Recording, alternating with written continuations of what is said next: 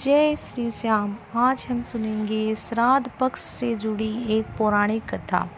कथा के अनुसार जोगे और भोगे नाम के दो भाई थे। दोनों भाई एक दूसरे से बहुत प्रेम करते थे। जोगे के पास धन की कोई कमी नहीं थी, लेकिन भोगे निर्धन था।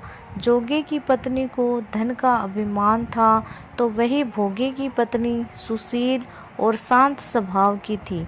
पितृ पक्ष आने पर जोगे की पत्नी ने उससे पितरों का श्राद्ध करने के लिए कहा, तो जोगे इसे व्यर्थ का कार्य कहकर टाल मटोल करने लगा। जोगे की पत्नी को धनवान होने का अभिमान था।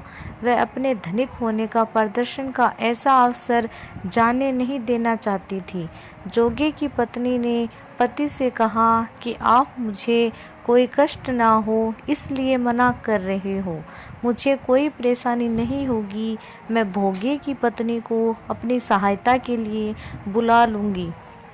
श्राद्ध के दिन भोगे की पत्नी के साथ उसने अनेक पकवान बनाए। भोगे की पत्नी सभी सहयोग करने के बाद पितरों के तर्पण हेतु अपने घर वापस आ गई। पितर जोगे के घर पधारे तो देखा कि जोगे और ससुराल पक्ष के सभी लोग भोजन पकवान का आनंद ले रहे हैं। ये देखकर पितर बहुत निराश, उपेक्षा से दुखी हुए।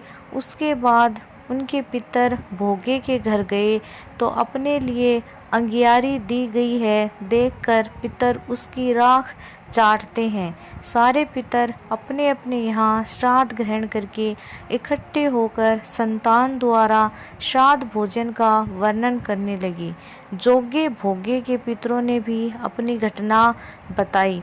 पितरों ने विचार किया कि भोगे निर्धन न होता तो उन्हें भूखा वापस नहीं आना पड़ता। ये सोचकर पितरों को भोगे पर दया आ गई।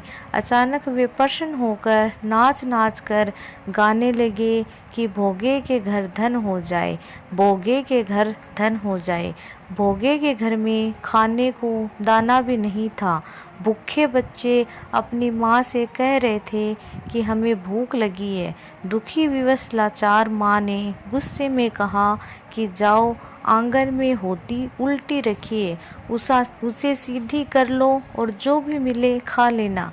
बच्चे होदी देखकर माँ के पास जाकर कहते हैं, माँ होदी में मोहरे हैं, खाने को तो कुछ भी नहीं है। भोगे की पत्नी ने ये सुनकर दौड़ी दौड़ी गई तो उसे आश्चर्य का ठिकाना नहीं रहा।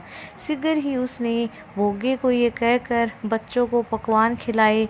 पितरों के आशीर्वाद से भोगे के घर धन धान्य से परिपूर्ण हो गया। अगले वर्ष पूरी श्रद्धा के साथ भोगे और उसकी पत्नी ने अपने पितरों का श्राद्ध किया। इससे उनके पितर बहुत ही प्रसन्न हो गए। बोलो जय श्री श्याम।